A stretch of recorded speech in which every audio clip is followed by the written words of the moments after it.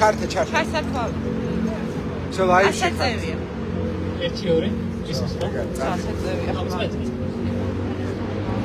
გამარჯობა. პირველში მეც ვორდები ბოტას დასაწყის და ცხადია თავისუფლება რეჟიმის ყველა არის მისმა. აი, მეც ახლოს დავიჭერ მიკროფონს და თქვენც ახლოს მოდით რა ერთმანეთსმა გავიგოთ.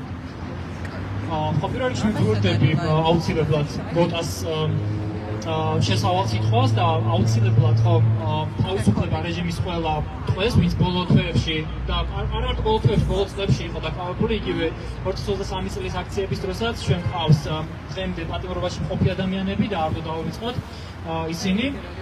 თუმცა დღეს ნამდვილად მზია ამაყობელი არის სიმბოლო უსამართლო გეგმის, უსამართლო მართლმსაჯულების ის ნამდვილად არის სინდისის პატიმარი, იმიტომ რომ მან სწორედ სინდისის დაცვისთვის გააკეთა ის რაც გააკეთა და სინდისის დაცვისთვის ისჯება ეს ადამიანი და ვიცით რომ თან მის სიცოცხლეს და ჯანმრთელობას ძალიან სერიოზული საფრთხე შეიძლება ემუქრებოდეს და კიდევ უფრო შემაშფოთებელი არის გულგრილობა, რომელსაც ჩვენ ვხედავთ ვისმენთ ხელისუფლების წარმომადგენლების მხრიდან, ხო, როგორი გაუფასურებული არის სიცოცხლე ადამიანის, ჯანმრთელობა ადამიანის მართალში და მზად არიან რომ აი ამ პოლიტიკური თამაშებით სერიოზული რისკები შექმნან. რაც შეეხება დღევანდელ შეხვედრას, ცოტა უცნაურ პოზიციაში ვუძნობ თავს, იმიტომ რომ უნდა ვისაუბრო იმ საკითხებზე, მეც და მარიამის პროფესიით იურისტები ვართ, უფლებადამცველები ვართ და უნდა ვისაუბროთ კანონებზე, სამართალზე, სამართლის პრინციპებზე, რისი უფლება აქვს პოლიციას და რისი უფლება გვაქვს ჩვენ და რისი უფლება არ გვაქვს. თუმცა ხო ამ რეალობაში ცოტა ღიმილის მომგვრელიც კი არის ამ საკითხებზე საუბარი, იმდენად მორღეული არის ყველანაირი ნორმატიული საკანონმდებლო ჩარჩო ქვეყანაში და იმდენად ტენდენციური არის პირველ რიგში სასამართლოს და პოლიციის მხრიდან კანონების უყურებელობა. ხო, დღეს თუ კი ვინმე არ ღვევს სამართლის ბაზისურ პრინციპებს, კანონებს, ეს პირველ რიგში არის პოლიცია და შემდეგ ამას ერთგვარად ადასტურებს ხოლმე, აკანონებს ხოლმე სასამართლო. ამიტომაც ცხადია არ არის მარტივი ამ საკითხებზე საუბარი და ერთ რაღაცნაირად თვით წინასწარ გაფრთხილებასაც გავაკეთებ, რომ ყველა იმ სამართლებრივ პრინციპზე, რომელზეც მე ვისაუბრებ, ძალიან დიდი დათქმა არსებობს, რომ ამან შეიძლება ხვალ ამ დღესაღამოს არ იმუშაოს პრაქტიკაში, იმიტომ რომ ჩვენ არ გვყავს სამართალდამცავი და მართლმსაჯულების ორგანოები, რომლებიც ამ კანონის დანაწესებს და მოთხოვნებს მიხვედრიან ბოლომდე. ხო, ჩვენ არ გვყავს სასამართლო, რომელიც მოითხოვს ყველასგან, მათ შორის პოლიციისგან კანონის დაცულობას. მაგრამ მე მაინც მგონია, რომ ამ საუბარს აქვს აზრი და მნიშვნელობა, იმიტომ რომ ყოველთვის არსებობს რაღაც წინდახედულობის ნორმები, რომლებიც ჩვენ შეგვიძლია გავითვალისწინოთ, რომ მინიმუმ ზიანი შევამციროთ და მინიმუმ ცოტათი მაინც გაუთულოთ საქმე პოლიციელებს თვითმფრინავების გზაზე, როდესაც არიან ისინი დამდგარები, ხო? ამიტომაც ხო ამ გზაზე შემდგარ პოლიციასთან ჯობია ჩვენ ინფორმირებულები ვიყოთ და ხო სამწუხარო არის რომ ეს თუნდაც ამ თემებზე საუბარი მართლა გვიხდება სპეციალურ რეჟიმში, საგანგებო რეჟიმში და ამაზე არ საუბრობს იგივე საზოგადოებრივი მაუწყებელი, ხო? აქაც ჩვენ ბევრი მხრივ როგორც გაუფლება შეზღუდული დაჩაგრული საზოგადოება გამოვდივართ, იმიტომ რომ ჩვენი უფლება არის მოქალაქეების, მათ შორის რომ ბაზისური ინფორმაციას ვისმენდეთ საზოგადოებრივი მაუწყებლის ეთერიდან, რისი უფლებაც ჩვენ გვაქვს ნამდვილად, მაგრამ ხო დღეს შეიძლება ითქვას, რომ აქ ყოფის საზოგადოება და ის ვინც სოციალურ ქსელებში ვიყურებს, ერთგვარად პრივილეგირებული არის იმ ხალხისგან განსხვავებით, ვინც არ ეცნობა ამ ლაივს. ხო, გადავიდე მსჯელობაზე, უშუალოდ დღის თემებზე. ერთი ალბათ ღირებული იქნება დღევანდელი გუშინდელი ცვლილებებით დავიწყოთ საუბარი, რაც სპეციალურ დადგენილებაში შევიდა ცვლილებები. ძალიან ზოგადად რომ ვთქვა, სისხლის სამართლის კოდექსით 222 მუხლი არის, დასჯადი არის ყველა სტრატეგიული ობიექტის ბლოკირება, ან ნორმალური ფუნქციონირების ხელშეშლა, ეს მუხლი არსებობს ჩვენ სისხლის კოდექსში, თუმცა წლების განმავლობაში არც ერთი კანონი ან კანონქვემდებარე აქტი არ გვეუბნებოდა რა არის ეს სტრატეგიული ობიექტი, ხო? მაგალითად, ტელევიზიის შენობა არის სტრატეგიული ობიექტი, ან თბილისის სახელმწიფო უნივერსიტეტის შენობა არის სტრატეგიული ობიექტი. ასეთი ნუსხა არ არსებობდა. მაგრამ ამის მიუხედავად წინა წლებში დაიწყო ფორმალური გამოძიება, ვიღაცებს გაკითხვაზე ციბარებდნენ ჩვენს თანამოქალაქეებს, შეიძლება რომელიმე თქვენგანი ავიწყდეთ ასე ამოხდა დაწყებული გამოძიების ფარგლებში გამოკითხვაზე ან გაკითხვაზე, მაგრამ მე უკვე ცხადია ბუნებრივად შევიდა ის ჩიხში ის გამოძიება, იმიტომ რომ კიდევ ერთხელ ვამბობ, ასეთი ობიექტების ნუსხა არ იყო განსაზღვრული. წინა წლის ბოლოს დეკემბერში მთავრობამ შეიმუშავა სპეციალური დადგენილება, რომლითაც განისაზღვრა ასეთი სტრატეგიული ობიექტების ნუსხა. და ნუ აქ არის სხვადასხვა საჯარო დაწესებულება, მაგალითად პარლამენტი, ისთვის უმაღლესი საბჭოს შენობა, სასამართლოების შენობები და ასე შემდეგ. მაგრამ ამ ნუსხაში არსად არ იყო მაგისტრალები, სატრანსპორტო გზები, საავტომობილო გზები, არც შიდა და არც საერთაშორისო მნიშვნელობის. ჩვენ ვიცით, რომ რამდენიმე დღის წინ სოციალურ ქსელებში დაიწყო მსჯელობა, ხომ არ იქნებოდა ეფექტიანი პროტესტისთვის, რომ გადაკეტილიყო რომელიმე საერთაშორისო ან შიდა სახელმწიფოებრივი მაგისტრალი, საავტომობილო გზა და სწორედ ამ მსჯელობაზე საპასუხოდ გუშინ ყველანაირი მსჯელობის და საჯარო განხილვის გარეშე მთავრობის დადგენილებას შევიდა ცვლილება, რომლითაც ამ ნუსხას, რომელიც წეგან მე ვახსენე, დაემატა საერთაშორისო დანიშნულების მაგისტრალები. გუნდებს საერთაშორისო დანიშნულების, იმიტომ რომ ყველა გზა, ყველა სატრანსპორტო გზა აი ამ ცვლილებებით არ ყველა გზის გადაკეტვა ამ ცვლილებებით არ გახდა კრიმინალიზება. არ მოხდა კრიმინალიზება ყველა ამ გზის გადაკეტვის, ხომ მხოლოდ საერთაშორისო დანიშნულების. ერთი პრობლემა ის არის, რომ სისხლის სამართლის დასჯადობა, სამართლებრივი დასჯადობა თავისთავად უკვე ძალიან სახიფათო არის, როდესაც აი ამგვარი წესებით იძენს შინაარს, ხო, როდესაც მთავრობის დადგენილებაში ცვლილებებით, რომელიც ნებისმიერ დღეს, არათუ დღეს, ერთ დღეში შეიძლება 5 ჯერ შეიცვალოს ეს დადგენილება, ამ დადგენილების შინაარსი, ხო? ეს უკვე სერიოზული პრობლემა არის, რომ ასეთი აქტით, ასეთი სამართლებრივი აქტით ხდება რეალური შინაარსის მიღწევა, რა ისჯება და რა არ ისჯება, ხო? სასამართლოს კოდექსის ის მუხლი არის ძალიან ზოგადი, ხო? სტრატეგიული ობიექტების ნუსხა არ ვიცით, კიდევ ერთხელ ვამბობ, არც დაახლოებითი კრიტერიუმები, პარამეტრები არ არის განსაზღვრული კანონით, რა შეიძლება ჩაითვალოს სტრატეგიულ ობიექტად და მთავრობის დადგენილებაში ხვალ შეიძლება აღმოჩნდეს იგივე ლოგიკით, მაგალითად რუსთაველის გამზიერი. მაგალითად საზოგადოებრივი მაუწყებლის წინგზა, ხო, იგივე სპოსტავას გამზიერი, ხო? რაც უკვე ძალიან საშიში ტენდენცია არის. მაგრამ აქ არ უნდა დავსვათ წერტილი, ხო? კიდევ უფრო შორს წავიდა დღეს შინაგან საქმეთა სამინისტრო, რომელმაც ამ დადგენილების კიდევ უფრო მეტად ფართო ინტერპრეტაცია გააკეთა, ხო? დღეს სოციალურ ქსელებში ამ დადგენილებაზე როდესაც გავრცელდა ინფორმაცია ამ ცვლილებებზე, იყო მსჯელობა, მაგალითად შიდა გზები, მაგალითად აღმაშენებლის ხეივანი ითვლება თუ არა საერთაშორისო მაგისტრალად. ფორმალურად კანონის მიხედვით, ფორმალურად იგივე დადგენილებებით, რაც მთავრობა ამტკიცებს, აღმაშენებლის ხეივანი ასეთ საერთაშორისო მაგისტრალად არ ითვლება. მაგრამ მოვისმენთ, რომ შინაგან საქმეთა სამინისტროსგან მოვისმენთ განცხადება, რომ მათ შორის სადაც აქცია არის დაანონსებული და თუ არ მეშლება ეს არის დაანონსებული თბილისი მოლთან, თბილისის გასასვლელში, ესეც ჩაითვლება კრიმინალიზებით, ხო? და აქ შეიძლება უკვე პოლიცია ეყრდნობა უკვე თვითონ სისხლის სამართლის კოდექსის ძალიან ზოგად ჩანაწერს, რაც მე და მარიამი საუბრობთ დასაწყისში, სადაც საუბარი არის, რომ ნებისმიერი ისეთი მოქმედება, რომელიც მიზნად ისახავს რომელიც გზითაც გადაიკეტება, ან შეიძლება შეეფერხებინა ნორმალური ფუნქციონირება ამა თუ იმ დაწესებულების.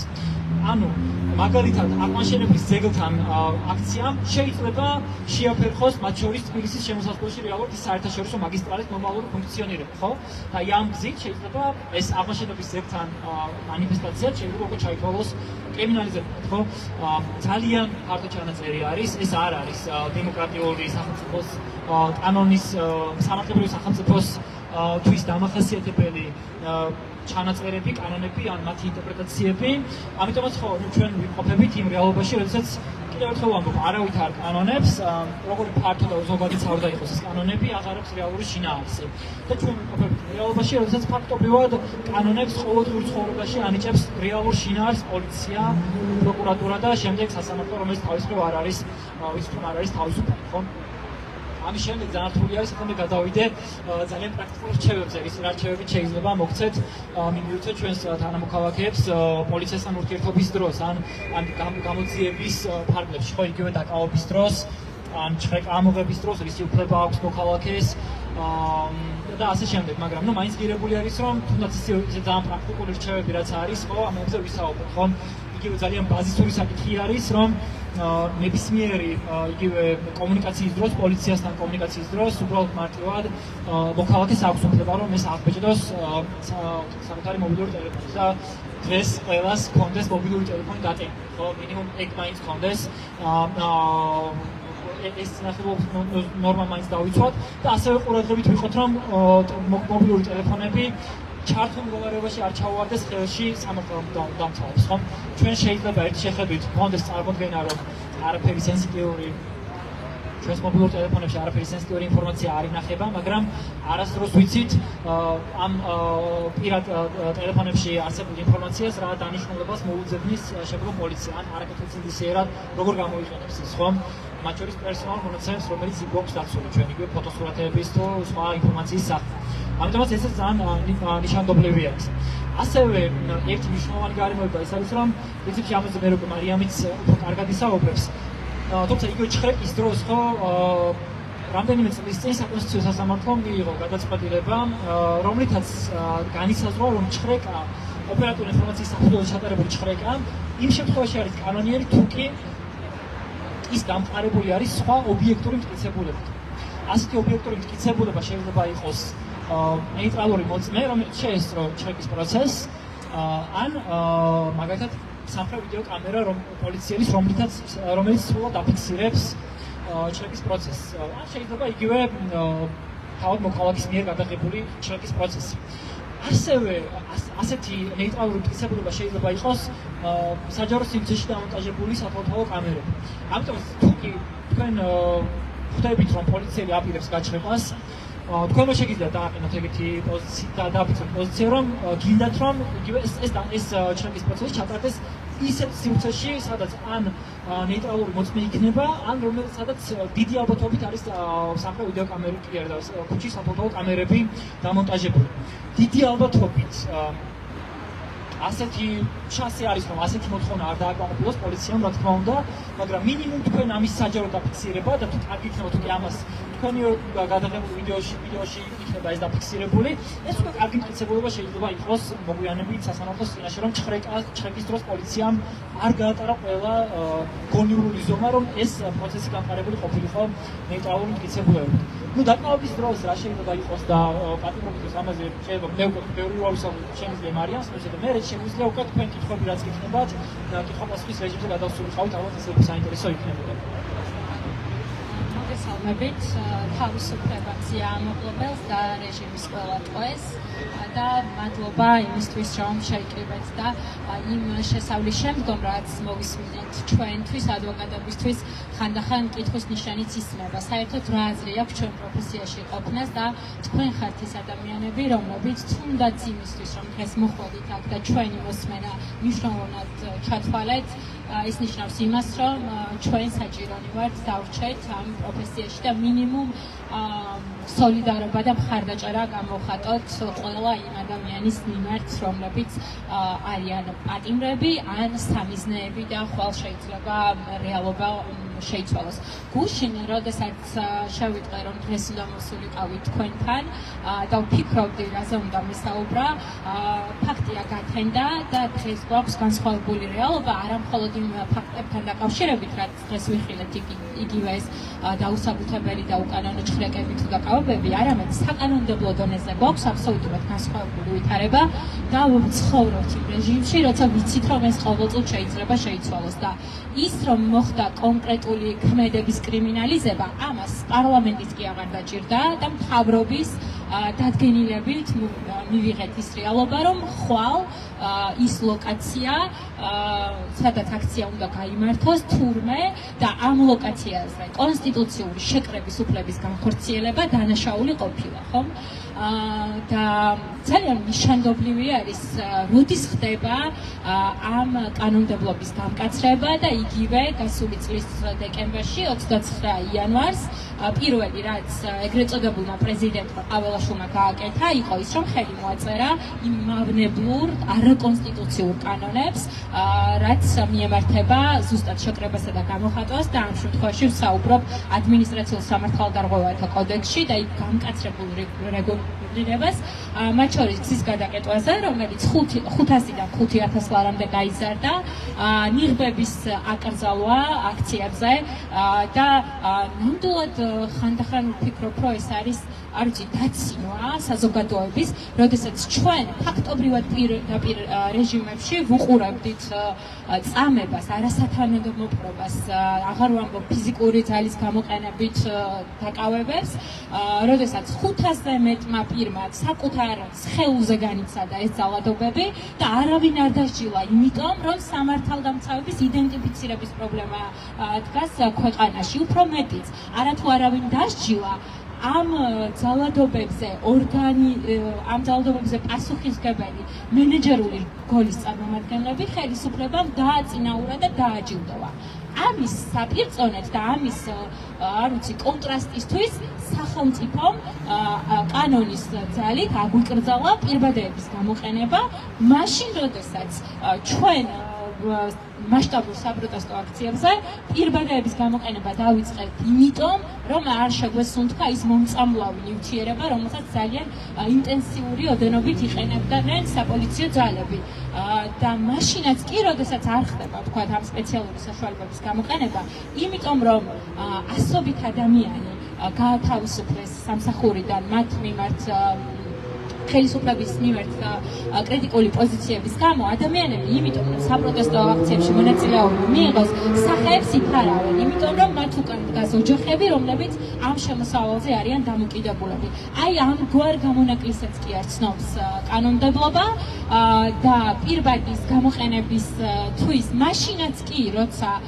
პირი იდენტიფიცირების პრობლემა არ დგას და არავინ და ამის ნათელი მაგალითი იყო იგივე გურამ ცხონაშვილის საქმე ხო პოლიცია მოახდინა მისი იდენტიფიცირება, მაგრამ სასამართლომ დააკანონა, რომ იმ შემთხვევაში, როდესაც პირის იდენტიფიცირება ხდება, მაშინაც ეს სამართალდარღვევა ყოფილა. და უფრო მეტსაც გეტყვით, ამ ნორმის პრაქტიკული გამოყენება არის იმგვარი, რომ არასდროს ცალკე მხოლოდ ამ მუხლით სამართალდარღვევის ოქმი არ დგება, დგება კომბინაციაში პოლიციის დაუმორჩილებლობის, პოლიციის კანონიერი ბრჭყალებში დაუმორჩილებლობის საბრძოლთან ერთად, რომელიც 3000 ლარამდე ჯარიმას და 15 დღემდე პატიმრობას ითვალისწინებს. და ძალიან მნიშვნელოვანი რისია აღნიშნაც მინდოდა, როდის ხდება ამ კანონების მიღება როგორ პოლიტიკურ ვითარებაში. მაშინ, როცა ქვეყანაში არის ძალიან დიდი ხანია უკვე პოლიტიკური კრიზისი, იმიტომ რომ ამ ხელისუფლებას არ აქვს სამართლებრივი ლეგიტიმაცია და სწორედ ეს არის მიზეზი, რის გამოც ძალის გამოყენებით ცდილობს შეინარჩუნოს ბრჭყალებში ძალაუფლება. და როდესაც მე ვამბობ ძალის, მათ შორის ამ სიტყვის პირდაპირი მნიშვნელობით. ახლა რომ გადავიდეთ უშუალოდ რჩევებზე, მე ვარ ერთ-ერთი ადვოკატი, რომელიც სამართლებრივი დახმარების ქსელში არის ჩართული და თქვენ იცით, რომ აქციებზე დაკავებულებთან დაკავშირებით თითქმის ყველა შეტყობინება შემოდის ამ ქსელში და ჩემ გარდა 20-ზე მეტი ადვოკატი მორიგეობს იმისთვის, რომ არც ერთი მათგანი არ დარჩეს სამართლებრივი დახმარების გარეშე და თუ ქუჩებში არ დაიხლება, ასე ვთქვათ, ხალხის მდინარე, რომლებიც ასე მოედინება მარშებად თუ სხვადასხვა მსვლელობებად, არც ჩვენ ვაპირებთ დაღლას სამართლებრივი დახმარების აღმოჩენის მიზნით, ვიდრე ერთი ადამიანი მაინც თუნდაც ამ ფორმატში მოვა და ჩათვლის, რომ ჩვენი ხმა მნიშვნელოვანია და რეალურად ის ვითარება, როდესაც ხელისუფლებას ეშინია ხალხის ხმის, ხელისუფლებას ეშინია ხალხის ძალის, რომელიც ითხოვს სამართალს და სწორედ იმიტომ ვართ უკვე მესამე-თვეა და მადლობა პირველ რიგში თქვენ ამისთვის, რომელიც ფაქტობრივად დღეს გონი 73 დღეა იმისთვის გახართ, რომ ხალხის ხმის ეშინია ხელისუფლებას, რომ არ გაიგონ არც პირდაპირი ეთერებიდან ის, რაც რეალურად ხდება ჩვენს ქვეყანაში. ახლა უფრო პრაქტიკულ ნაწილზე გადავალ.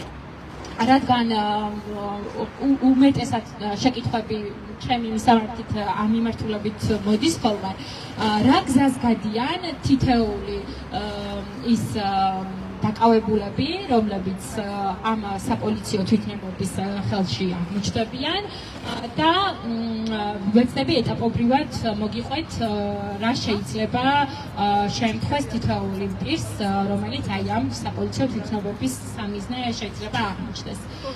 პირველი, როგორც გურამაც აღნიშნა, რაც თქვენ შეგიძლიათ და აუცილებლად უნდა გამოიყენოთ, არის ის შესაძლებლობა, რომ ნებისმიერი კომუნიკაციისას სამართალდამცავებთან გადაიღოთ ეს კომუნიკაცია და ეს არის ჩვენი დაცვის ალბათ ყველაზე ეფექტური გზა ამ ვითარებაში.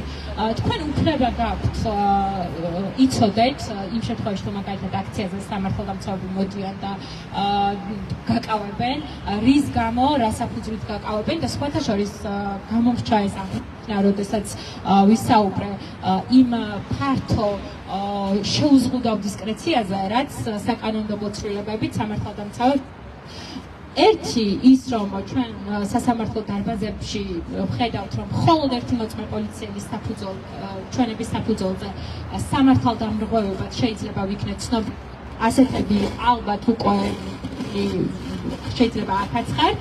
ეს არ არის საკმარისი რეჟიმისთვის, როგორც ჩანს, როდესაც 48 საათს გაგატარებინებენ სულიერ უკანონოდ წინასწარი დაკავების იზოლატორებში, შემდეგ დაგაჯარიმებენ ან დაგაპატიმრებენ. მეორე დღეს რომ აქციაზე გახვალთ, ახალი ნორმით სამართალდამცავ შეუძლია მოვიდეს და პრევენციული მიზნით, რომ თქვენ განმეორებით არ ჩაიდინოთ სამართალდამრღვევა, რომელიც არც პირველად არ ჩაგიდენიათ, დაგაკავონ კვლავ 48 საათი. და ეს არის ზუსტად რეჟიმი, რომელიც ღიად დემონსტრაციულად ადგას ავტორიტარული რეჟიმის გზას და ამას რომ აღარმალავენ ამის დასტური არის თუნდაც ის, რომ რამდენიმე საათის წინ კონკრეტულ გზებზე აქციის კრიმინალიზება მოხდა. დაუბრუნდეთ ისევ მრჩევებს, ასე ვთქვათ, ყველაზე ხშირად რაზეც ნერვიულობენ ხოლმე დაკავებულების ახლობლები და ოჯახი, ეს არის ის, რომ როდესაც პირს დააკავებენ, რომელსაც არ აძლევენ უფლებას დაუკავშირდეს თავის ოჯახს ან ახლობელს, რისი უფლებაც მას ცხადი აქვს, ამ შემთხვევაში ჩვენ ადვოკატები ვეძებთ სხვადასხვა იზოლატორებში, იმიტომ რომ სამართალდამცავები არ ასე ვთქვათ შემოდიან ჩვენთან იმ კონტაქტში, რომ თქვათ ხელხაზე, საპატრულოს ხელხაზი იქნება ეს თუ შინაგან საქმეთა სამინისტროს სხვა დანაყოფები, გაგვაგებიან რომ სად წაიყვანეს ეს დაკავებულები და მით უფრო მაშინ, როდესაც მასობრივი არის აქციები და ბევრი დაკავება ხდება, ამ შემთხვევაში მაქსიმალური დისკომფორტის შექმნის მიზნით დაკავებულები გადაყავთ ხოლმე რეგიონებში, რასაც ჭირდება დაახლოებით 4-5 საათი მაინც, რომ ჩვენ მივაკვლიოთ სად არიან. მაშინაც კი, თუ მაგალითად თბილისში არიან დაკავებულები, მაშინაც კი დაახლოებით ეს რო გჭირდება, იმიტომ რომ სათითაოდ ხდება ამ ადამიანების იზოლატორში შესახლება, რასაც ჭირდება 40 წუთი, შესაბამისად, ეს არის გონივრული, არაგონივრული დრო, მაგრამ პრაქტიკაში აპრობილებული დრო, რაც ადვოკატებს გჭირდება იმისთვის, რომ პირველი კომუნიკაცია გქონდეს დაკავებულთან. მას შემდეგ, რაც პირს დააკავებენ, ეს ადამიანი მიყავთ უახლოეს პოლიციის განყოფილებაში და მხოლოდ ამის შემდგომ ხდება შესახლება. უკვე შესახლებული პირის დაკავების უფლება აქვთ 24 საათით და სხვათა შორის ეს ცვლილებები ეს მართლა რეპრესიული, ავტორიტარული კანონები ერთბაშად არ მომხდარა. რამდენიმე წლის წინ, თუ არ ვცდები 2021 წლის გაზაფხულზე იყო, როდესაც 24 საათიანი დაკავების ვადა გაიზარდა საკანონმდებლო დონეზე 48 საათით.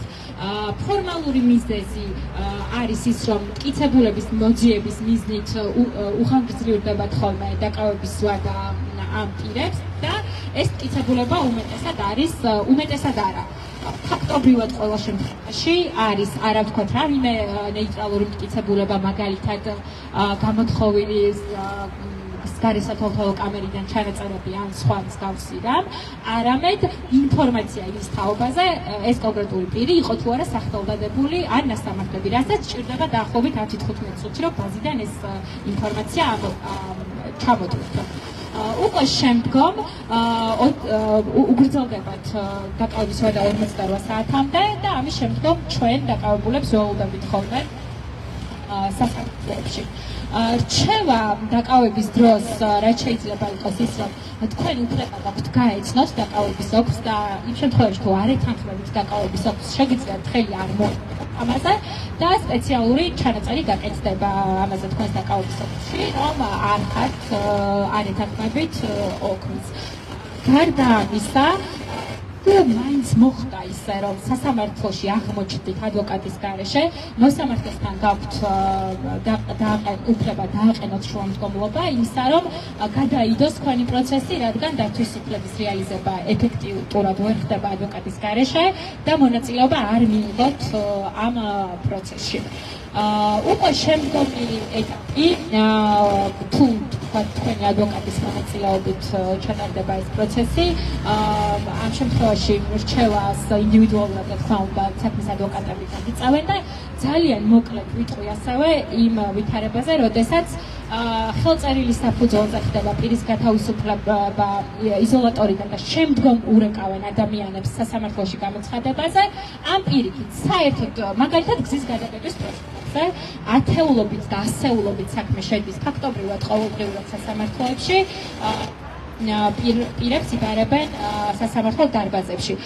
როგორ უნდა მოიქცეთ ამ შემთხვევაში, თუ თქვენ გირეკავთ პირველი სამართალდამცავი ან მეორე სასამართლოს მდივანი ან თანაშემწე. ნებისმიერ შემთხვევაში ხელწერილი საფუძველზე ხართ თქვენ გათავისუფლებული, თუ დაკავებული აქტობილ ხართ და მაგალითად გზის გადაკეტვის გამო გიბარებენ და თქვენ გიკავშირდებათ პოლიციის თანამშრომელი, თქვენ ვალდებული არ ხართ, რომ მის დარეკილზე გამოცხადდეთ ოქმის ჩაბარების მიზნით ან პოლიციის სამმართველოში ან სასამართლოში, თქვენ შეგიძლიათ უთხრათ, რომ მას შემდგომ, რაც სასამართლო განსაზღვრავს სხდომის თარიღს და ჩანიშნავს პროცესს, სასამართლოში გამოცხადდებით ამ დროისთვის. შემდგომ უკვე, როდესაც ეს პროცესი ჩაინიშნება, მოსამართლის თანაშემწე ან სხდომის მდივანი დაგიკავშირდებათ, გაცნობებთ სხდომის თარიღს და ამის შემდგომ ადვოკატთან ერთად გამოცხადდებით პროცესზე. და კიდევ ერთი რისი თქმაც მინდა და მე ალბათ კარგი იქნება კითხვა პასუხის რეჟიმზე გადავალთ. ფაქტი არის, რომ კვლავ დავდივართ იმ რეჟიმში, როდესაც ადამიანებს იბარებენ სისხლის სამართლებრივი საქმის გამოძიების ფარგლებში გამოკითხვებზე და ამ შემთხვევაშიც როგორ უნდა მოვიქცეთ. გამოკითხვა არის ნებაყოფლობითი, როდესაც სამართალდამცავი დაგიკავშირდებათ, რომ გამოცხადდეთ პოლიციის რომელიმე სამართლოში ან განყოფილებაში გამოკითხვის მიზნით, ამ შემთხვევაშიც თქვენი პასუხი შეგიძლია იყოს ცხადი და ერთმნიშვნელოვანი, რომ თქვენ არ გამოცხადდებით სასამართლო არ გამოცხადდებით განყოფილებაში და ამ შემთხვევაში, როდესაც პროკურორი შუამდგომლობით მიმართავს სასამართლოს თქვენი გამოკითხვის თაობაზე, ადვოკატთან ერთად გამოცხადდებით სასამართლოში. ამის უფლება თქვენ გაქვთ. შესაბამისად, ეს უფლებები მაინც გამოვიყენოთ, როდესაც თქვათ ამის შესაძლებლობა გვაქვს, იმიტომ რომ შესაძლოა ამ მიზნით სახლთან დავხვდნენ მიღბიანი პირები ან უმიღმო პირები, რომლებიც შესაძლოა სამოქალაქო ტანისამოში იყვნენ გამოწყობილნი და ძალის გამოყენებით მიგვიყვანონ განყოფილებებში გამოკითხვის მიზნით.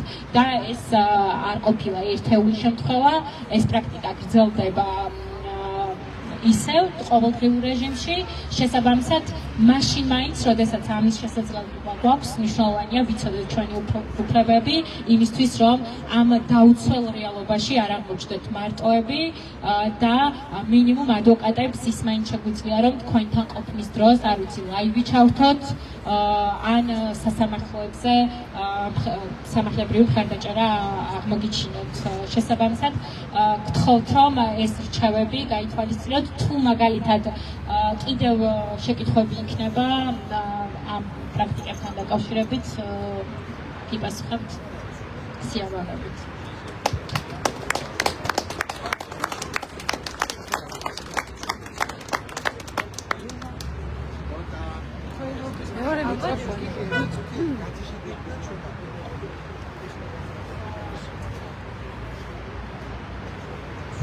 სინამდვილეში სხვა კითხვის დასასვენებლები, მასალის სამბოდი კონკრეტული კითხვა აი თქვენ რომ ძალიან რომ დაკავების დროს ამ ოფისში შეგიძლია ხელი არ მოაწერო თუ არა. ამას პრაქტიკულად სამართლებრივად რეალურად აქვს თუ პრაქტიკულად მნიშვნელობა არ აქვს, იმიტომ რომ სასამართლოსთვის საერთოდ არაფერს არ ნიშნავს არათუ ოქროზე ხელის მოწერა, არამედ დაცვის მხარის მიერ წარდგენილი მტკიცებულებები, რომლებიც უმეტესწილად ზუსტად მედიის მიერ გადაღებული კადრები არის და მადლობა მათ იმ მართლა არ ვიცი წარმოუდგენელი ბრძოლისთვის, რომლებსაც და ძალისხმევისთვის, რასაც თითოეული აქციის დროს იჩენენ, ჩვენ რაც შეგვიძლია სასამართლოს ვაჩვენოთ იმისთვის, რომ გამხილოთ სამართალდამცავები არის სწორედ კადრები და იმ შემთხვევაშიც კი, როდესაც ცხადი არის, რომ ოქროში მითითებული გარემოებები ასე არ ყოფილა და ამისთვის ჩვენ ვიდეოებს წარვადგენთ ხოლმე, ამასაც კი აზრი არ აქვს. და ამ ფონზე სასამართლო აკანონებს იმ საპოლიციო თვითნებობას და სამართლებრივ ჩარჩოში აქცევს თავისი უკანონო დადგენილებებით. ამ ვითარებაში ვიმყოფებით ჩვენ სასამართლო დარბაზებში, შესაბამისად ეროვნულ დონეზე ამას რა თქმა უნდა ყველაფერს აზრი არ აქვს, თუმცა იურისტები იმისთვის ვართ, რომ ამ საქმეებს მივყვეთ ბოლომდე და რეჟიმი, რომელიც სამართლებრივი სივრციდან გასული არის, დავაბრუნოთ საერთაშორისო მექანიზმების გამოყენებით სამართლებრივ სივრცეში. ამიტომ ცალკე აღებული შეიძლება ამას აზრი არ აქვს, თუმცა ერთობლიობაში დიდ სურათში აუცილებლად ყველა ამ ძალისხმევას ექნება შედეგი. კიდევ ეს ნამდვილად მინდოდა თავიდან ვიმეკითხა. რომელი ინფორმაცია შედგეს აღებული მიღწევა და ისაკუდებიძესთან დაკავშირებით.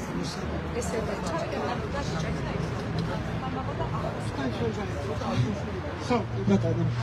დღევანდელ დაკავებულებთან დაკავშირებით რამე ახალი ინფორმაცია ხო არა, ბატონთან და დელვიცესთან დაკავშირებით. ბოლო ინფორმაციით ისაკოდებიძე ადმინისტრაციული წესით იყო როგორც ვიცი დაკავებული, ახლა შემიძლია შევამოწმო თქვათ ადვოკატების სენჩატი თუ რამე არის დამეტებით ინფორმაცია და გიპასუხებთ. ილია ღლონტი ვიდრე ეთერში შემოვიდოდით, პოლიციის სამმართველოს შენობაში იყო და ადვოკატს არ აძლევდნენ გამოკითხვაზე მონაწილეობის უფლებას. ეს არის ბოლო ინფორმაცია, რაც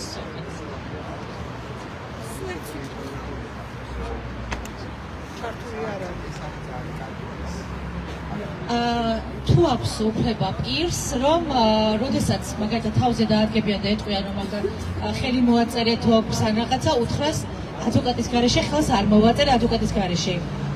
არაფერს არ ვიტყვი და ადვოკატის გარეშე ტანსაცმელს არ განახებთ ან რაღაც. ანუ ეგეთი ამის თქმის უფლება თუ აქვს, იმიტომ რომ ახალგაზრდები, სტუდენტები, რომლებიც უკვე ერთ თვეზე მეტია, თვე და 10 დღეა უკვე ღამეებს აკეთებენ, განმეორე საფრთხის წინაშე არიან და ამის უფლება თუ აქვს. მოსწონდა თუ მე ვერ გამ. ორი სხვადასხვა კითხვა იყო ახლა თქვენ რაც დასვით, ერთი არის სამართლებრივ დოკუმენტებზე პროცედურულ დოკუმენტებზე ხელის მოწერა და უფლება აქვს ნებისმიერ დროს ნებისმიერ მოქალაქეს უარი თქოს ხელის მოწერაზე, ჩრეკის ოქმი იქნება ეს თუ არ ვიცი რაიმე სხვა სამართლებრივი პროცესუალური დოკუმენტის ოქმი და ხელის მოწერაზე უართან ერთად მოქალაქეს უფლება აქვს რომ შენიშვნა გააკეთოს ამ დოკუმენტზე. და ძალიან აბნევს ხოლმე როგორც წესი პოლიციას. ხო მაგალითად თუ კი ჩრეკა ჩატარდა მაგალითად ჩრეკა ჩატარდა 7 პოლიციელის მონაწილეობით და ოქროში წერია რომ მონაწილე პირები იყო მხოლოდ 2. მაგალითად მოქალაქეს შეუძლია რომ ეს შენიშვნა გააკეთოს. და მიუთითებს რომ არასწორად ასახავს ოქმი ჩრეკის პროცესს. ან თუ კი ჩრეკის დროს რაიმე სხვა უფლება დაირღვა, ეს შენიშვნა შეიძლება გააკეთოს მოქალაქემ. პოლიციამ შეიძლება გითხრათ რომ თქვენ ამის უფლება არ გაქვთ, ან ოქმში ასეთი რამეები არ იწერება შენიშვნაში. ძალიან მარტივი არგუმენტი არის აქ, რომ ოქმში მოქალაქეს რასაც უნდა იმას დაწერს. ეს არის თქვენ მოქალაქის უფლება და შენიშვნაში რაც იმას დაწერს. რაც შეეხება ჩრეკის პროცესზე უარის თქმას, და ჩხრეკაზე უარი მანამ სანამ ადვოკატი არ დაესწრება პროცესს, ხო? ეს უფრო ცოტა რთული საკითხი არის და ეგეთი ცალცახა არ არის, იმიტომ რომ ჩხრეკაზე სანამ ადვოკატი მოვა, შეიძლება პოლიციას ქონდეს არგუმენტები, რომ რაც დროულობა არის აუცილებელი, მაგრამ აქაც პოლიციამ უნდა დაასაბუთოს, რატომ არის აუცილებელი სასწრაფო ჩხრეკის ჩატარება, თუნდაც 20 წუთით მოწდა, სანამ ადვოკატი არ მოვა, რას დააზიანებს. და ესეც იგივე ოქმში მე შეიძლება მიეკითხოს ჩხრეკის ოქმში. მაგრამ ადვოკატის მიღმა მოქალაქის შეუძლია რაც თქვი მოითხოვოს დამსწრე პირების დასწრება ჩხრეკის პროცესზე, იმისთვის რომ იგივე სხვადასხვა ტიპის დარღვევები, იგივე უკანონო ნივთის ჩადება იქნება თუ რაღაც ტიპის ისე ამოღება ნივთის რო ეს არ დაოქმდეს, ესენი იყოს თავიდან აცილებული. უბრალოდ პრაქტიკაში როგორც წესი ამოთხოვნებს ნაკლებად ითვალისწინებს ხოლმე პოლიცია და ჩვენ გვინახავს არაერთი შემთხვევა, როცა მოქალაქეებს ისე ჩხრეკენ, რომ მათ არც დამსწრის მონაწილეობის საშუალებას აძლევენ და ადვოკატიც უკვე პროცესში მიდის ხოლმე როგორც წესი დაწყებული არის ჩხრეკა და მერე მიდის ადვოკატი და ერთვება ხოლმე.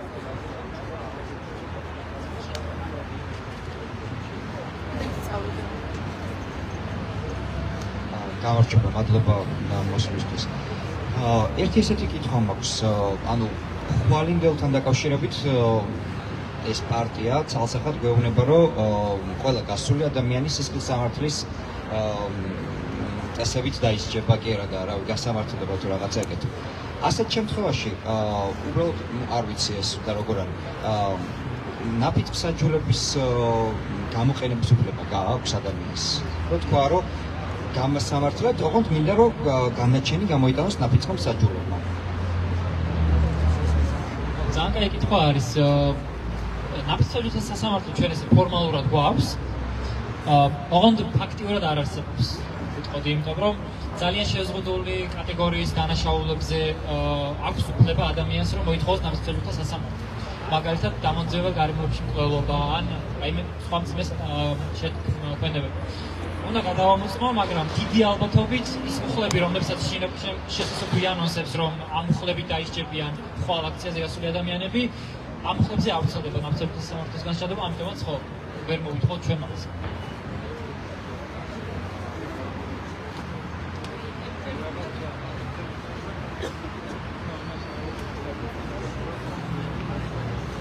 პირველ რიგში მადლობა ჩვენთვის გასაგებინაზე რომ გადმოეცით სათქმელი.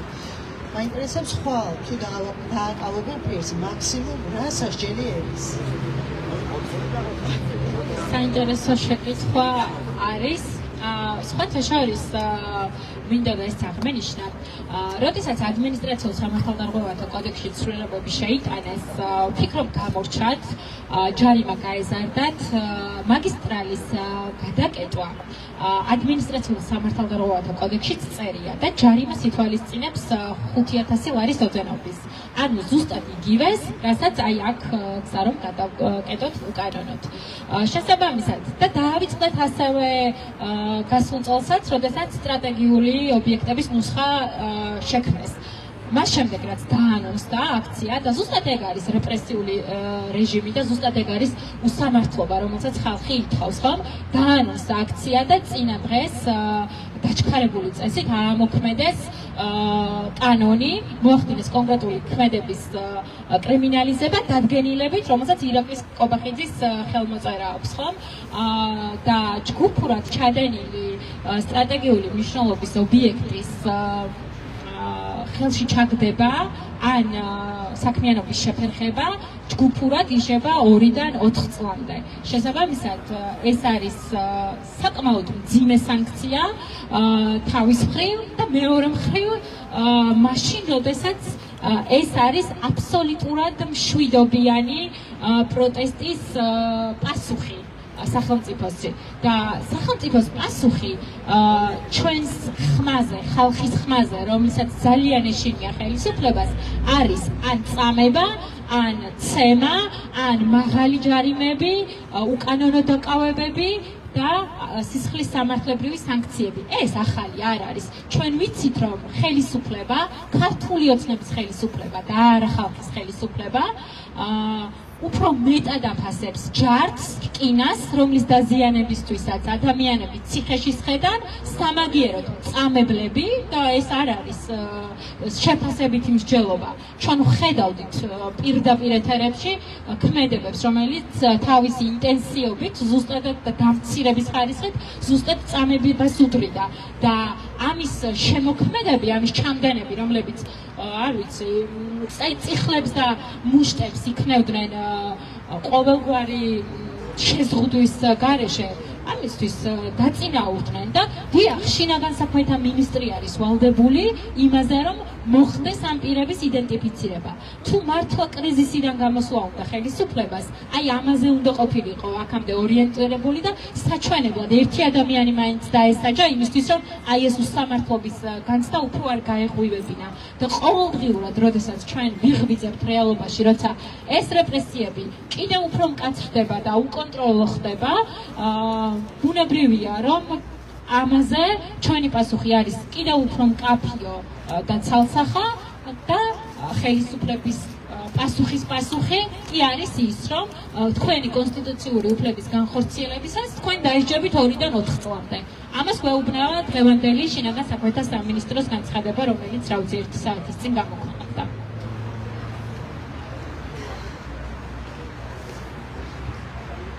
გამარჯობა, დიდი მადლობა. კითხვა სარიდან უფრო მოსაზრებაც და შეიძლება ცოტა ირონიულად ცინიკურად ჟღერდეს ჩვენ მდგომარეობაში, მაგრამ ჩემი აზრით ეს მაინც საჭირო და მნიშვნელოვანია. გულისხმობთ, რომ დღევანდელი მიღებული ასე წყაროების დადგენილების გასაჩივრება საკონსტიტუციო სასამართლოში, თქვენც აღნიშნეთ და ცხადია ეს არის შეფერების და გამოხატვის თავისუფლების პირდაპირ შეზღუდვა.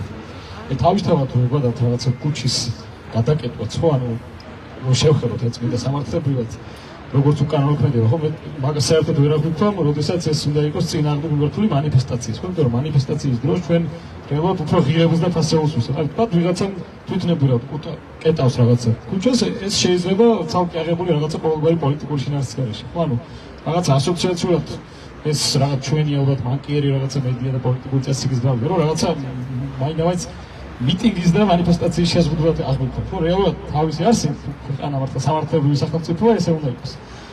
ამიტომ ეს ახლა თუ გაგრძელდა, ხო, ეგრე თქვა, ხვალ შეიძლება რუსთაველზე გამოსვლაც იგივე შეფასდეს, ხო? ამიტომ ამ გაგებით რომ უფრო ღირებულ უფლებას უდავს და მეორე რაზეც ცოტა ნაკლები აქცენტი კეთდება, აი ჯარიმების უზარმაზარი რაოდენობა, რაც კი ვახსენეთ, ხო, მაგრამ სათანადოდ არ შეფასებულა, რომ 5,000 ლარიანი ჯარიმა, ხო, თუნდაც უკანონო ქუჩის გადაკეთვაზე არის რაც აბსურდული, ხო, მაშინ როცა ეს დაახლოებით 3-ჯერ 4-ჯერ მეტია საშუალო ხელფასზე, ხო? ანუ აქ მარტო თქო ქმედებია, რაც ის ჯარიმის მოცულობაც არის პირდაპირ რეპრესიული, ანუ ეგეც გონია, რომ კონკრეტულად მოცულობაც არის საკონსტიტუციო სასამართლოს ჯელობის საგანი რა, ანუ ესეთ რაღაცებზე რაღაც თუ არის რაღაც თქვენი პოზიციას და ისედაც ანუ მე მესმის რომ ახლა საკონსტიტუციო სასამართლო მიიღებს ისევ პოლიტიკურად მოტივირებული რაღაცას, მაგრამ თუნდაც ეს რომ არსებობდეს ხო რაღაცა ასე ვთქვათ მომზადებული საკონსტიტუციო არჩევი და იურისტების ჯგუფი და სამართალმცოდნეების რაღაც ჯგუფი ამ მიმართულებით მუშაობდეს, გონია რომ მნიშვნელოვანია ზოგადად რაღაც ჩვენი ქვეყნის საომაგო რაღაც სამართლებრივი სახელმწიფოს დამკვიდრებისთვის თუნდაც. გიპასუხებთ და ალბათ იგივე კითხვაზე ჩემს პასუხს შეიძლება გუროსგანაც კი განსხვავებული პასუხი ქონდეს, იმიტომ რომ რაღაცეებზე იურისტებით ვერ თანხმდებით ხოლმე, მათ შორის ამ საქმეების საკონსტიტუციო სასამართლოში გასაჩივრებაზე და რატომ? იმიტომ რომ არ ვენდობით არც საკონსტიტუციო სასამართლოს და მასაც ვხედავთ როგორც მიკერძოებულ აქტორს და კონკრეტული პარტიის ინტერესების გამტარებელს და ამიტომ ხშირად სახიფათოდ მიგვაჩნია ხოლმე რომ საკონსტიტუციო სასამართლომაც არ დააკანონოს ის, რასაც საერთო სასამართლოები აკანონებენ და ამისთვის მივმართავთ ხოლმე სტრასბურგის სასამართლოს, რომლის მოლოდინიც ცხადია გაცილებით დიდი გვაქვს. თუმცა ჩემთვის როგორც ერთი რიგითი იურისტისთვის ან მოქალაქისთვის მნიშვნელოვანი იქნებოდა ის, რომ მიგვემართა საკონსტიტუციო სასამართლოსთვის იმ მიზნით, რომ აი ლუსტრაცია მოგვეხდინა და არ ვიცი, აი გაგვისვა რა, ცუდი სიტყვა, მაგრამ ისიც თანამონაწილე გაგვეხადა იმისთვის, რომ კიდევ ერთხელ გვეჩვენებინა ხალხისთვის, რომ არც ეს ორგანო არ არის ორიენტირებული იმ მიზნებისთვის, რისთვისაც არსებობს და დიახ, 5,000 ლარიანი ჯარიმები არათუ უტოლდება უფრო მეტიც კი არის სისხლის სამართლის დანაშაულებზე გამოყენებულ ჯარიმებზე. შესაბამისად, კონკრეტული ნორმები საბჭოთა კოდექსში ეწერება, რომელიც 94 წელს არის მიღებული თუ სისხლის სამართლის კოდექსში, ჯარიმების ოდენობის თვალსაზრისით ცხადია, აზრს კარგავს, თუმცა ჩვენ დავიწყეთ პროტესტის კრიმინალიზებაზე და სისხლის სამართლის კოდექსზე საუბარი, იმიტომ რომ პატიმრობის სახით სანქცია ამ შემთხვევაში არის სრულებით განსხვავებული. შესაბამისად, ბუნებრივია, რომ მიუხედავად იმისა, რომ იმ სოციალურ ვითარებაში, სადაც ჩვენ ცხოვრობთ, 5000 ლარიანი ჯარიმები მართლაც არის დასჯის ერთ-ერთი ძალიან აპრობირებული მეთოდი. და ჩვენ წინა წლებში საუბრობდით ხოლმე, რომ ძირითადად იყო 2-დან მაქსიმუმ 3000 ლარამდე ჯარიმები და წინა წლებში რაც 5000 ლარით ისჯებოდა, მაგალითად გზის გადაკეტვის ორგანიზება ახლა 15000 ლარით ისჯება. სისხლის სამართლის კოდექსში ისევ 15000 ლარი ჯარიმები გამოიყენება საკმაოდ მძიმე დანაშაულებზე. შესაბამისად, აბსოლუტურად გეთანხმებით და ვიზიარებთ, რომ ხელისუფლების მხრიდან ესეც არის დასჯის ერთგვარი სახე. ბათუმში გამოიყენეს ერთწლიანი ნიშანიაც მანქანის გადაკეთებას. ხო, ეგეც არის დამატებითი. კი, ეს დავამატებ. წარმოგვიდგეთ დავამატებ, მეც რაც მოსაზრება უფრო იყო და აბსოლუტურად გეთანხმებით, რაც თქვით. ერთადერთი მართლა ინფლაცია რაც შეეხო ძალიან კარგად შეეხო ჯარიმებს როგორც ამ ქვეყანაში მართლა იმიტომ რომ კატასტროფულად არის გაზრდილი ჯარიმების ოდენობა და მარიამ არას თქვა ხო სისხლის სამართლის კოდექსი ადგენს ჯარიმის მინიმალურ ოდენობას ამ მინიმალურ ოდენობას 2.5-ჯერ აღემატება იგივე ის 5000 ლარიანი ჯარიმი ხო და თუკი განმეორებით ხდება ან იურიდიულ პირზე ხდება ჯარიმის დაკისრება კიდევ უფრო მძიმდება მისი ოდენობა საკონსტიტუციო სამართლოზე ხო საკონსტიტუციო სამართლოზე ჩვენ მაგალითად გვაქვს არჩევნები შეტანილი 2015 წელს 2016 წელს რომელზეც გადაწყვეტილება ჯერ კიდევ არ არის მიღებული ამიტომაც სულ რომ ჩავთვალოთ რომ ეს არის თავისუფალი სასამართლო მინიმუმ მისი არაეფექტურობა შესახები არის და იმიტომ ვფიქრობთ ხოლმე რომ ამ რეალობაში როცა აშკარა არის მასზე პოლიტიკური გავლენები ცუდი ინტერპრეტაციით ცუდი სტანდარტის გავრცელებით ხომ ერთ კონკრეტულ ნორმაზე კი არ აისახება მარტო ეგ ზოგადად გამოხატვის თავისუფლების საკითხი შეიძლება ცუდი დიდი ზიანი მიაყენოს იმ გადაწყვეტილებამ ამიტომ ვფიქრობთ ხოლმე მაგრამ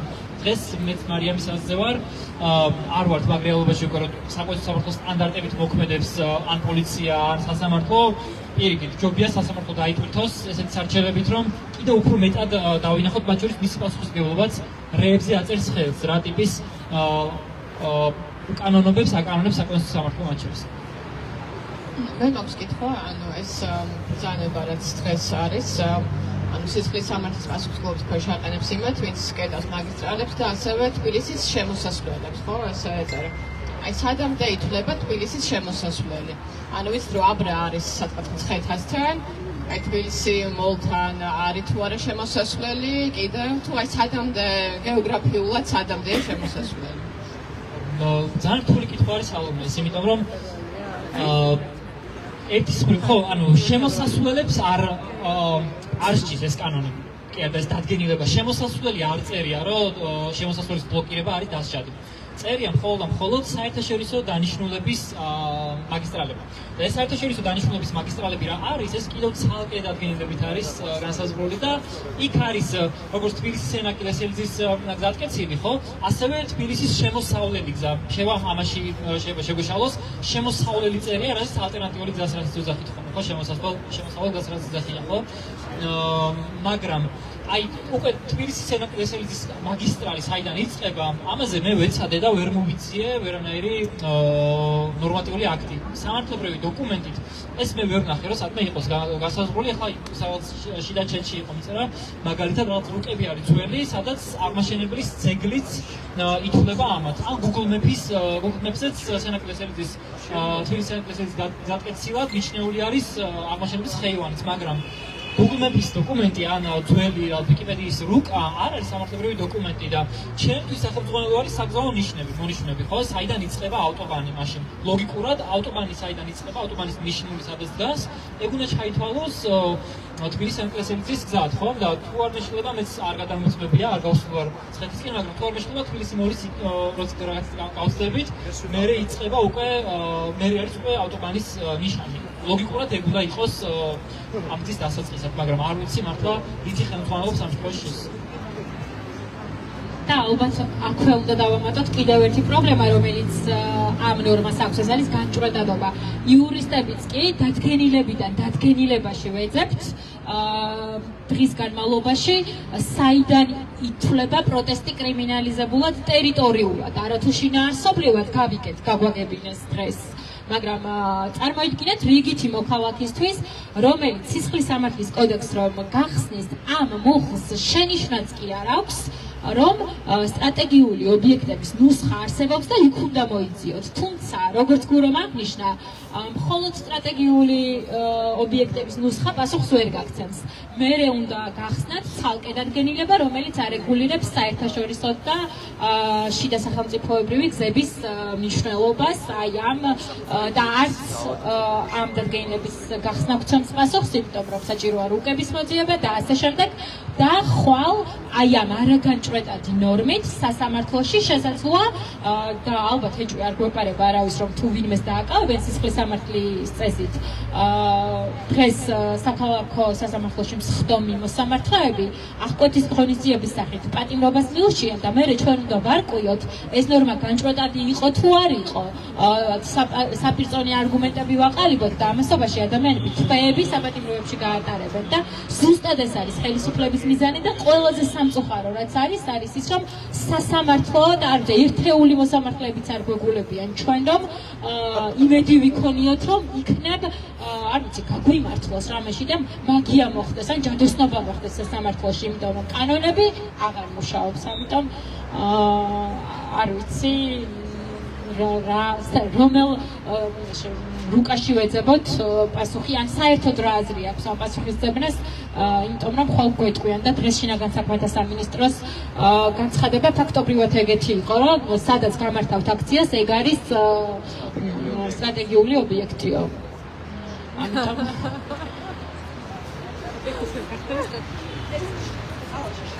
ეს დადგენილება? დიახ, ეს დადგენილება ძალაში შევიდა გამოქვეყნებით და გამოქვეყნების თარიღი არის 31 იანვარი. შესაბამისად დღეს 1 თებერვალია და ეს დადგენილება ძალაშია. აი ახლა წავიკითხე რომ ეს დადგენილება რომ დაემატა, რადგან სისხლის სამართალია 15 და მაინც სჭირდება. ანუ არა. კიდე ერთი ის არის იურიდიული კაზუისტიკა არის ძალიან, მაგრამ ვადებზე არის ნამდვილად ლოგიკური კითხვა. სისხლის სამართლის კოდექსს აქვს დანაწესი, რომელიც ამბობს, რომ ცვლილებები ამოქმედება მათი მიღებიდან 15 დღის შემდეგ. თუ კანონით, თუ ამ ცვლილებების აქტით სხვა რამე არ არის დადგენილი. ესე დანაწესი არის. და დადგენილებაში წერია, რომ ცვლილებები ამოქმედება გამოყენებისთანავე. ამიტომაც თვითონ უბრალოდ აქ ლოგიკური კითხვა არის, დადგენილებას შეუძლია თუ არა კანონზე, რომელიც უფრო მაღალი იერარქიის დოკუმენტია, მითი განსაზღვრული ვადები განსხვავებულად მოაწესრიგოს, მაგრამ თვითონ კანონივე იძლევა ამის საშუალებას. ამიტომ მე ვადებზე არ გავაკეთებ თვითონს, რომ არ არის ამოქმედებული ჯერი ცვლილებები. გამარჯობა, პირველ რიგში დიდი მადლობა, რომ გვეხმარებით. ესე ისმის. ხო, ესეთ შეკითხვა მაქვს. ჩემ მეგობარს დაებადა ესეთი აზრი და რამდენად შეიძლება გამოგვადგეს ხვალ. მაგალითად მოხდა სასწაული და პოლიციელი გამოიყო, რომელიც გვაფრთხილებს, რომ დარბევას გვიპირებს და 15 წუთი მოგცა გონივრული დრო, რომ ჩვენ მოვიფიქროთ დავიშლებით თუ არა. და ესე უცებ რომ გადაწყვიტოს აი ამ ბევრმა ადამიანმა მცხეთაში ფეხით ექსკურსია. მარშირება. რამდენად, იქ რა თქმა უნდა, კავების მანქანები იქნება, რაღაცა ყველაფერი მოსალოდნელია, ეჭვეპარება რომ გედედა და ჭალის მანქანა დაგვადევდნენ ავტობანზე, მაგრამ აი ეს ექსკურსიაზე რომ წავიდეთ ხალხო მცხეთაში, რა სიტყვით ვუცებ.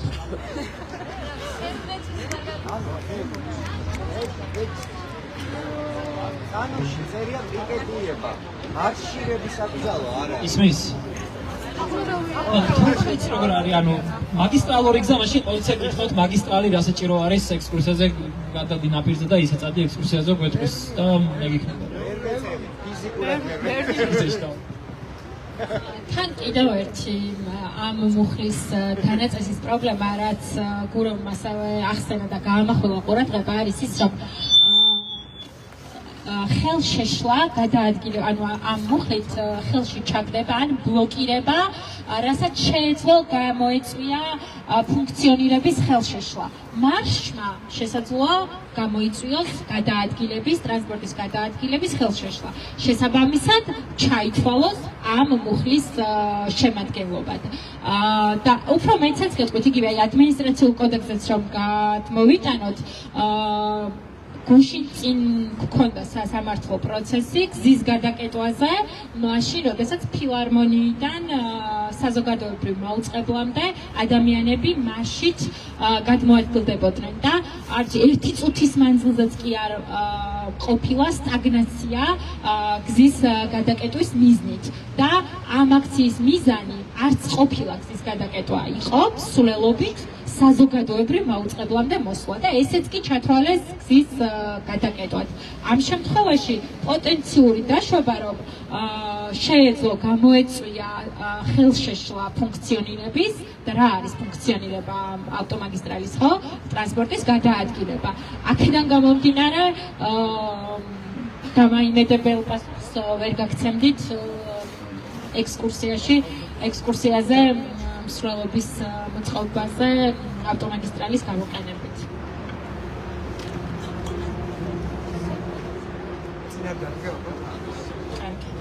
გამარჯობა, მაგალითად კიდევ ერთხელ მე მაქვს პრაქტიკული კითხვა ბინებში ჩხრეკებთან დაკავშირებით. ანუ რა ხდება მაშინ, როდესაც ჩვენ ბინაში შემოდიან, რომელიც მაგალითად ჩვენ საკუთრებაში არ არის, ვთხოვთ ქირით ან სხვა საკუთრებაშია და არ ხვდებით ჩვენ თავიდან, რამდენად აქვს უფლება ჩვენი დასწრების გარეშე ჩააგარონ ჩხრეკა, ცხადია ჩხრეკის ორდერი მოწარმოადგინონ და თუ არ წარმოადგენენ მაგ შემთხვევაში რა ბერკეტი გვაქვს, რა თავი დავიცვათ. ბოდიში შეიძლება ითქვა ამას და სულ დავაგვიანე და ბოდიში თუ გამეორები ჩხრეკის შესახებ გამომძიების ან პროკურორის დადგენილებასა თუ სასამართლო განჩინებაში მითითებული უნდა იყოს კონკრეტული პირის ინფორმაცია, ვის საკუთრებაშიც ტარდება ჩხრეკა. გარდა ამისა, თუ პირად ჩხრეკაზე არის იგივე საუბარი, ამ შემთხვევაშიც უნდა იყოს მითითებული არა მხოლოდ პირის ვინაობა, ვის სახლშიც ან ვის ავტომობილშიც მაგალითად ტარდება ჩხრეკა, არამედ ინფორმაციაც ამოსაღები ნივთის გვარეობითი ნიშნების შესახებ. შესაბამისად, იმ შემთხვევაში თუ თქვენზე არ არის ბინა რეგისტრირებული, თუმცა ტარდება ჩხრეკა, ჩხრეკის შესახებ დადგენილებაში მითითებული იქნება იმ პირის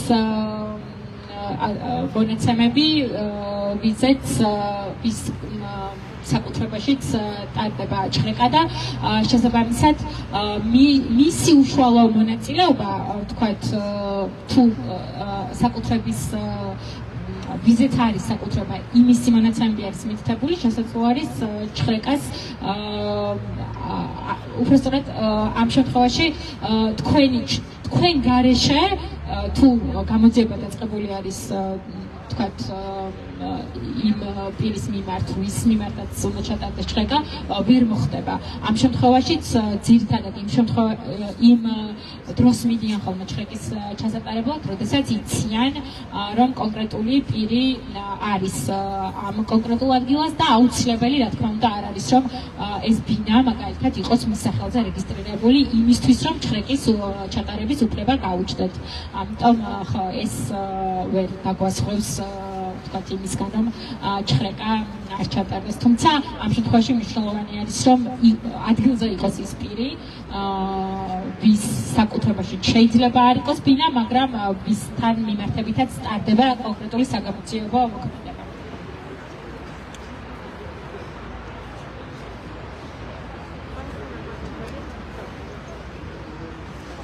ჩემგანაც დიდი მადლობა დროს რომ გითხოვთ.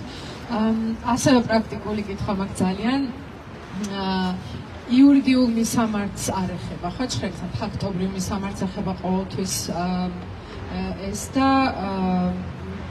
რადგან უკვე მიპასუხეთ, მეორე პატარა კითხვა მაქვს ძალიან თქვა თუ მის სამართლზე, ანუ რამდენად სწრაფად გართმევს ასე დროს პრაქტიკა როგორია პოლიცია ტელეფონს, ანუ რამდენად გაქვს დრო რომ ან დაუკავშირდე ადვოკატს, ან დაუკავშირდე ახლობელს, თქვა თუ არავინ არ არის შენს გარშემო, ან ლაივზე გასვლის უფლება მაშინ როგორ შეიძლება გამოიყენო, რომ ანუ მარტო არ აღმოჩნდე, თქვა ამ სიტუაციაში რა და მოწმე ყავდეს და ასე შემდეგ მადლობა.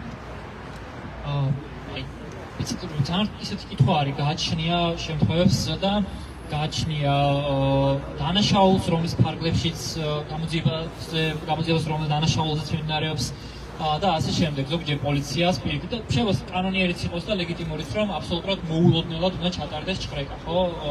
შეიძლება ესეთი გარემოებაც არსებობდეს. იყო შემთხვევები, როცა მოტყუებით შევიდნენ შენობაში, რა ვითომ არც რომელიმე კომუნალური გადასახადის ინკასატორი იყო მაგალითად და ასე ამზით მოტყუებით შევიდნენ. ეხლა ჯერჯერობით ტენდენცია რაც არის ამ აქციებთან დაკავშირებით, წინასწარ აფრთხილებენ, რომ ჭრეკაზე ვარ და გაგვიღებ არი თუ არ გაგვიღებ, მოგიწევს იძულებითი ძალის გამოყენება, ხო? და ეგ რაღაცა კრიტიკულ დროს იძლევა მოქალაქისთვის, რომ მინიმუმ ტელეფონი ჩართოს, ტელეფონის ჩართოს უფლება არ აქვს პოლიციას, თუ კი თავად ჭრეკის განჩინებაშიც მათ შორის არ არის მითითებული ამაზე, რომ ჭრეკის ობიექტი ინტერესი არის ტელეფონის მათ შორის, ხო? შეიძლება ადამიანი თუ კი რაღაცა ისეთი ინფორმაციის ამოღებაზე არის საუბარი, რასაც ციფრული ფორმა აქვს, შეიძლება ტელეფონიც იყოს საჭირო, კი. და ამ დროს შეიძლება გაამართლონ ჩამოერთვა, მაგრამ ნორმალურ ვითარებაში არ უნდა ართმევდნენ, მაგრამ პრაქტიკაში დღეს მე მგონი ნენსის ჩამოერთვა, ხო? ტელეფონი თუ არ შეიძლება ჩამოართვეს, ხო? მიუხედავად იმისა, რომ ფაქტობრივ მატერიალურ რაღაცებს ართმევდნენ, მაგრამ ნუ იმდენად ჭხრეკის დადგენილებები ან განჩინებები იმდენად ზოგადად ფორმულირების არის, რომ და ცუდი არის ეს, რომ იქ უკვე რთულია გამოკვეთა რისი უფლება აქვს პოლიციას. ამიტომაც ყველაზე სწორი არის ის, რომ სანამ ნებაყოფლობით გაუგებს მოქალაქე პოლიციას, კარს, აი სანამ უთხრას, რომ რაღაცა მოაწესრიგებს, რაღაცას ან გონივრულად ასაღებს, ან ადვოკატს შეეხმიანება და ამ დროს მინიმუმ ის მაინც გააკეთოს, რომ საჯაროდ დაპოსტოს, იმიტომ რომ ლაივში გასვლის საშუალებაც კი შეიძლება არ მიეცეს მოქალაქეს, იმიტომ პოლიციას მე შეუძლია როგორც კი გაუგებს კარს ტელეფონის ჩამოართვას იმ არგუმენტით, რომ ესეც იყო ჭრეკის საგანი. ამიტომაც ხო მინიმუმ ის რომ დაპოსტოს სოციალურ ქსელებში, გააფრთხილოს საზოგადოება და ვიღაცა მისთვის სანდო ადამიანებს სასწრაფოდ დაურეკოს, რომ ან მეზობელს ან ახლო გარემო ყოფს, რომ დროულად მივიდეს ჭრეკის ადგილას, რომ ჭრეკის პროცესი დაესწროს, ალბათ ამისი მოსწრების საშუალება მაინც აქვს მოქალაქეს. მადლობა ჩვენგანაც. თუ დამატებით კიდე შეკითხვები არ არის, შეგვიძლია ნელ-ნელა დავასრულოთ ჩვენი საუბარი. ძალიან სამწუხაროა, რომ ამდენი პრაქტიკული შეკითხვა ჩნდება ჩვენ შორის და აი ამდენი დამაზუსტებელი ჩაკითხვა გვჭირდება იმისთვის, რომ არ ვიცი, სახელმწიფოში როგორც მართლა მოლოდინი უნდა გქონდეს, რომ ხელისუფლება ჩვენს უსაფრთხოებას უზრუნველყოფს და ზუსტად ამას გვპირდებოდა წინასაარჩევნოდაც, დღეს აქვთ გავარდს და შეკითხვები გვაქვს, ტელეფონი რამდენად მალე შეიძლება წამართვან, როცა მჩხრეკენ. ძალიან სევდიანია ეს ყველაფერი. ბოლო შეკითხვა მაქვს, სტრასბურგის სასამართლო ახსენეთ იმ კონტექსტში, როცა საკონსტიტუციო სასამართლოს მიმართ ნდობა არ გაქვთ და ამ დღეებში შემხვდა ინფორმაცია, რომ შეიძლება სტრასბურგის სასამართლოსთვის მიმართვის შესაძლებლობაც აღარ გქონდეს მალე და რამდენად სწორია ეს ინფორმაცია, ეს რო გითხრათ და მეორე მხრივ საერთოდ რა ძალა აქვს სტრასბურგს, როდესაც სამართალი აღარ რჩება ქვეყანაში, რომ შიგნით ვიპოვოთ. აი, ვეცები რომ მოკლედ ვპასუხოთ, მარიამ შენ თუ გენდოება დაამატე. ხო, ეს კითხვები თუ ეჭვები სტრასბურგის სასამართლოზე, რაც თქვენ ახსენეთ, გამოწვეული არის იმით, რაც მოხდა პასეში რამდენიმე დღის წინ, როდესაც პირობებით მისცეს საპარლამენტო დელეგაციაში მონაწილეობა ქართულ დელეგაციას, ხო? და პირობები იყო ისეთი, რომელიც ცხადია ქართული ოცნებისთვის არ იყო მისაღები და ქართულ მოსახლეობამ განაცხადა, რომ პასეში, ანუ რომელიც არის ევროპის საბჭოს ერთ-ერთი უმნიშვნელოვანესი ინსტიტუცია, ორგანო, მუშაობას წყვეტენ. და ამის შემდეგი ნაბიჯი ნამდვილად არის ის, რომ უბრალოდ კონვენციის მოქმედება თუ კი ევროპის საბჭოს დატოვებს საქართველოს, ხო, ევროპული კონვენცია, ადამიანის უფლებათა ევროპული კონვენციაც აღარ იქნება ჩვენთვის სავალდებულო, შესაბამისად ევროპული სასამართლოს გადაწყვეტილებებიც აღარ იქნება რელევანტური ჩვენთვის. მაგრამ მაქამდე სანამ მივალთ, ეგ ჯერ შევა არც ისე ახლოს სცენარი არის დღეს ადამიანის უფლებათა ევროპული სასამართლოს გადაწყვეტილებების აღსრულებით საქართველო არის ერთ-ერთი როგორ ვთქვა ბოლო სახელმწიფო, ანუ არც ისე კარგად ვასრულებთ ევროპული სასამართლოს გადაწყვეტილებებს. ხო, იგივე, როდესაც საუბარი არის მაგალითად გამოძიებებზე, სადაც დადგენილი არის, რომ უფლებები დაირღვა, ასეთი საქმეების ეფექტიანი გამოძიება, ამებს არ იძლევს სახელმწიფო. ნუ რაღაც შემთხვევებში საბედნიეროდ მაგალითად სადგომის საქმე, რომელზეც შეჩერებული არის საკითხი აქ მიყვება ჯერჯერობით სახელმწიფო ევროპული სასამართლოს შუალედურ გადაწყვეტილებას, მაგრამ იმას ვამბობ, რომ ევროპული სასამართლო უკვე დღესაც ბოლომდე ეფექტიანი არ არის და ზოგადად ეს სასამართლოც არ უნდა გვეგონოს, რომ ყველა ჩვენს უსამართლობას ან ყველა ჩვენს კანონდარღვევას ეფექტიანად გავამკლავდებით ევროპული სასამართლოთი. ეს არ არის ყველაზე პროგრესული სასამართლო და ყველაზე ეფექტიანი სწრაფი სასამართლო, ხო? წლები შეიძლება დაჭირდეს იქ უფლებების დაცვისთვის ბრძოლას. ამიტომაც ალბათ ხო ისევ აქ არის თავარი ბრძოლის ხაზი ისე და ისე. და ორი წინადადებით დავამატებ. ეროვნულ დონეზე ფაქტია, რომ სამართალი წაგვართვეს და ხალხი ზუსტად იმიტომ არის ქუჩებში მეორე წელია ფაქტობრივად უწყვეტად, რომ ჩვენ ვხედავთ საფრთხეს, როგორ გვართმევენ ევროპულ მომავალს, რაც მათ შორის ვლინდება ზუსტად ადამიანის უფლებათა ევროპულ სასამართლოსთან მიმართებით. იმ ფონზე, როდესაც ჯერ ისევ ვართ ამ ფეისის წევრები, ამ ფონზეც აღსრულება არ ხდება გადაწყვეტილების ეფექტიანად და ზუსტად ამისკენ არის მთელი ჩვენი ძალისხმევა მიმართული და ადამიანის უფლებათა ევროპული სასამართლო, რა თქმა უნდა, არ უნდა იყოს საკონსტიტუციო სასამართლოს ალტერნატივა. უბრალოდ მაშინ, როდესაც ეროვნულ დონეზე იმედი არ გაქვს არც ერთი ინსტიტუტის, ბოლო გზა არის ხოლმე ეს საერთაშორისო მექანიზმები და ვხედავთ, რომ ამასაც ვკარგავთ. ზუსტად ამიტომ არ გაჩერდება ხალხის მდინარე.